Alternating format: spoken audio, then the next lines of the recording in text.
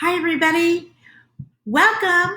Tonight it's time for dinner, and I wanted to just take a few minutes to jump in here with you tonight and show you what's for dinner tonight. My name's Tina, and my husband Chris and I are the business leaders with Legacy Party Sales.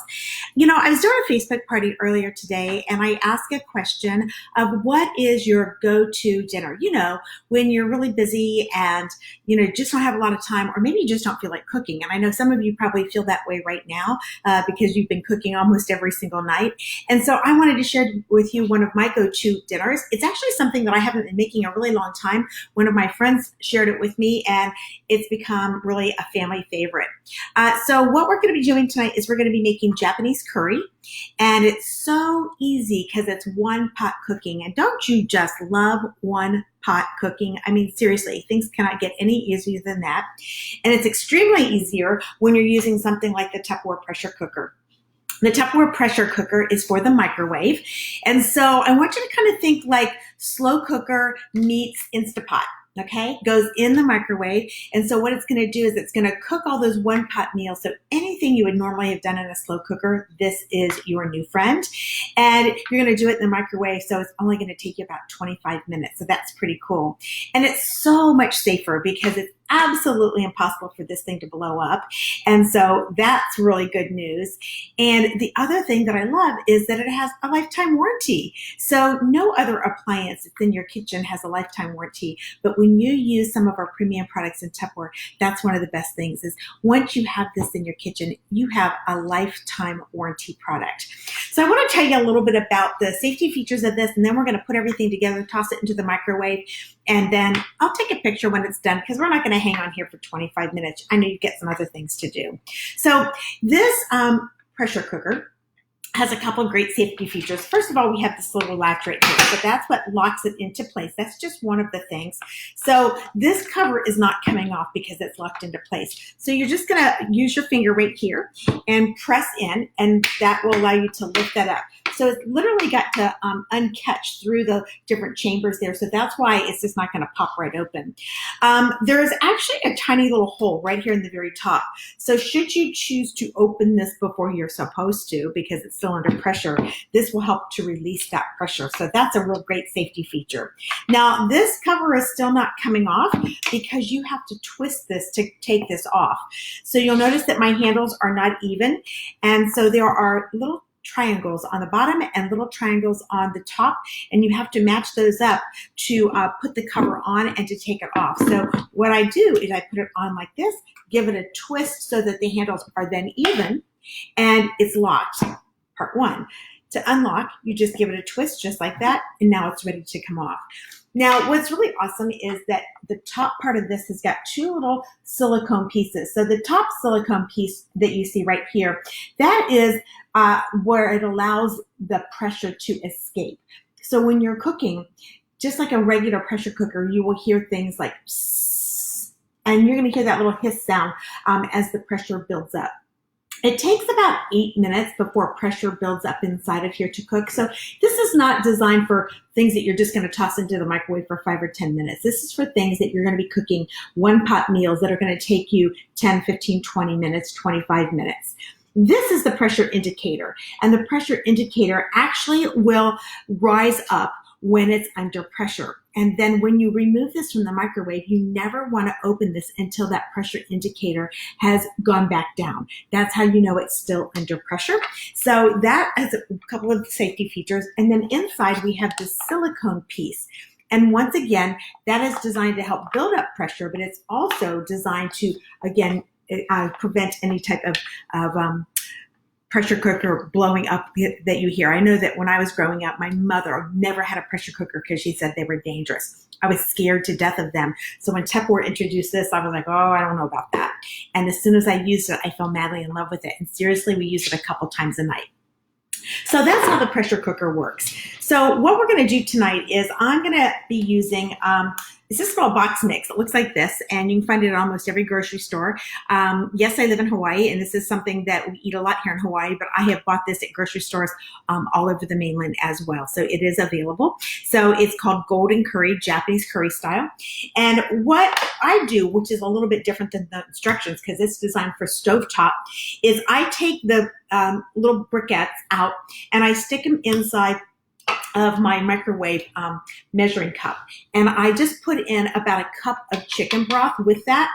The recipe calls for 1.5 cups of water, but I actually use 1 cup of chicken broth, and it calls, I'm sorry, 2.5 cups of water. I use 1 cup of chicken broth and 1.5 cups of water. So I put this in the microwave because what I have found that it does is it dissolves the little briquettes up a little bit better.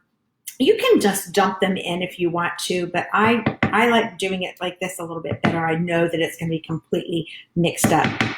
All right, so now what I'm going to do is I'm going to add the 1.5 cups water. Now, this little measuring cups that I'm using, these are microwavable. Gosh, I absolutely love these. I use these a couple of times a day.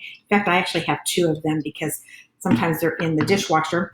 And the reason that I love this so much is not only is this a 2-cup measuring pitcher, but it has a 1-cup measuring pitcher that comes with it. So it's actually 2 in 1. So I'm just gonna stir that all up inside. And the 1-cup measuring pitcher looks like this, and it stores in the inside. But you can actually turn it upside down like this, and you can use it as a cover. So this morning I was making banana bread, and I needed to melt 6 tablespoons of butter, and that would have splattered all over the microwave. But by using this, oh my gosh, it was perfect.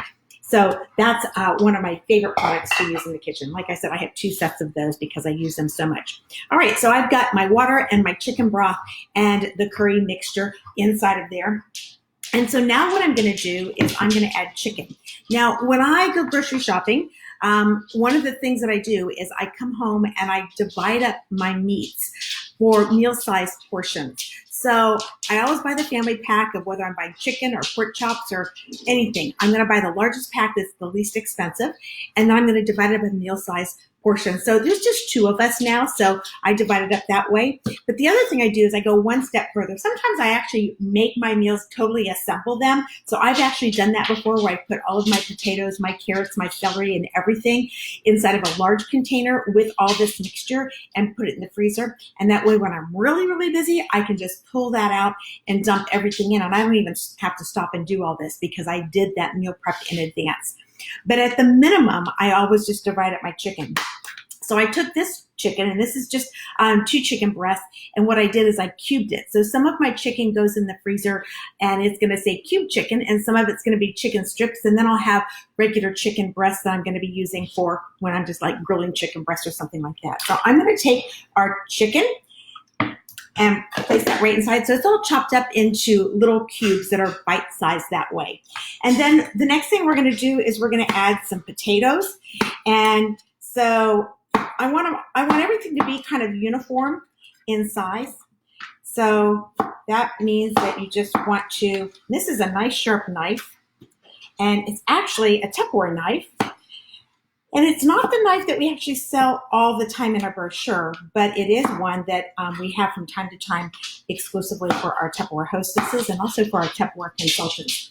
You know, so many people tell me, oh my gosh, that knife is so sharp. Well, a sharp knife is actually a lot safer than a dull knife because you don't have to press as hard. And so that's why I like using a nice large knife. You don't want to use a small knife because sometimes if you use a small knife, then that's really kind of dangerous because there's nothing to hold on to. So you hold on to this by grabbing the top of the blade and then wrapping your hand around it. And if you go on television and watch all of the professional chefs, that's exactly what they do. So I'm going to put 5 potatoes in here because I have potatoes that I feel like I want to get rid of.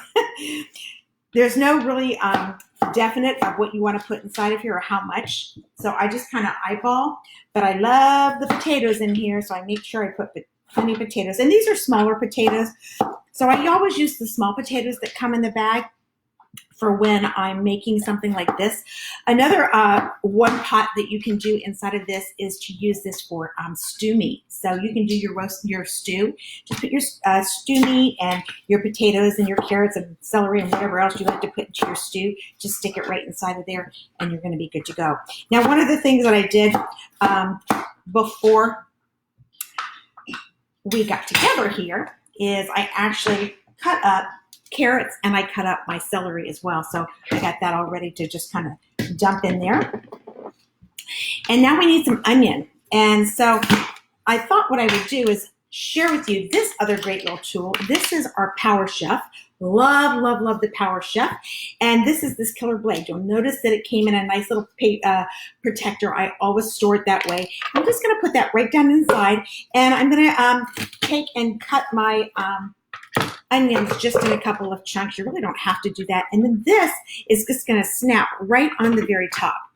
Now, I've got another little piece here, right here, and I wanted to share with you that this fits right inside of this little hole. And if I was going to be making like homemade mayonnaise, this would be really important because I could actually shut this and pour in my oil and measure it all the way up to the very top, and it won't drain through. And as soon as I've got my measurements, because there are measurements on the inside of this funnel, then I can turn it and it will slowly start dripping.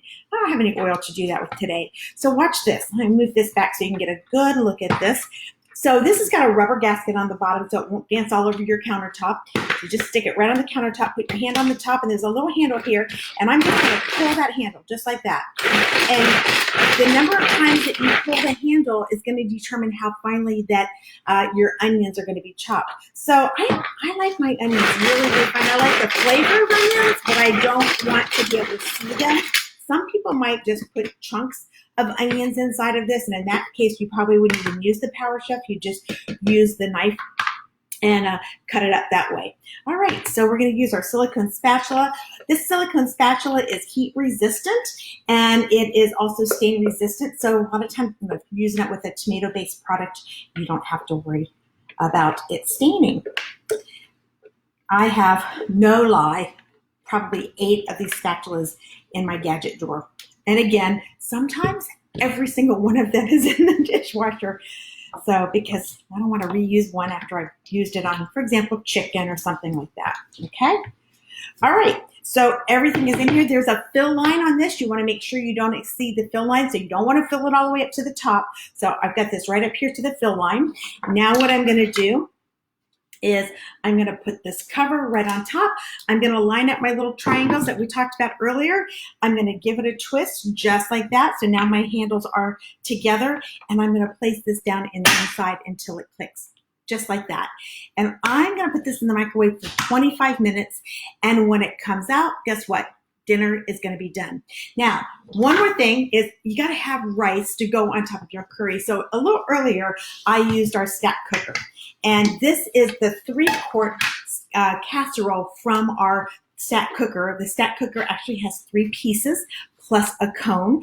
And so I just put my rice inside. I covered it with water about this far above the rice and put it into the microwave for 18 minutes, and the rice is perfectly done. This is obviously more rice than what we need for one dinner, but we'll just put that in the refrigerator, the leftovers right inside of a reheatable container, and that way we can use it for the next couple of days, whether we have fried rice for breakfast or maybe another dish that we'll have later in the week that calls for rice. So that's my go-to dinner. Very simple. And you can have go-to meals as well when you have the Tupperware microwave pressure cooker. So that's my favorite product in my kitchen right now. Thanks, everybody. Bye.